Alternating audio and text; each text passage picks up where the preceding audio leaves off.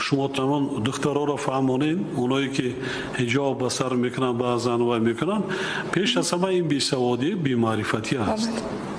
سوادی کافی ندارن اونا و هم گمراه گشتگان، حتی از همون زندگی خودشان نمیدونن چیکار میکنن. شما در پیشگاه خدا فردا برای این جنایتان جواب میدید، محکمه سعودیه اشتراک میکنید، جواب میدید که در آن محکمه هیچ قدرت دست دراز کردن نمیتواند. پوشیدن روی مال این امر خدا هست. هیچ قانون، هیچ حکومت، هیچ پدر و مادر حق ندارد ضد قانون خدا قانون برآورد. لا طاعة لمخلوق فی معصیة الخالق. دختران عریان گردن کسی کار ندارد، دختران فاحشه شوند کسی کار ندارد. دختر مسلمان با آداب شود، با عفت شود، با حجاب شود، قوه زورین استفاده میبرند و استفاده مگر همین است دموکراسی است؟ مگر آزادی وجدان، آزادی عقیده و اعتقاد همین است؟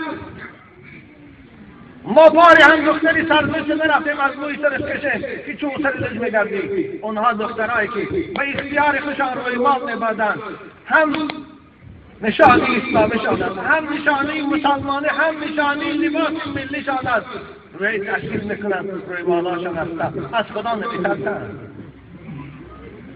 مگر همون عذابی که خداوند بالای امریکا دعوت اینا به عبرت نیست؟ همون طوفان‌هایی که پی در پی در یک ماه آخر امریکا را اقتصادیات به خواب یکسان کرد، امروز بوش راهی گرفتنش نمیداند از این بلا، همون برای اینها عبرت نیست؟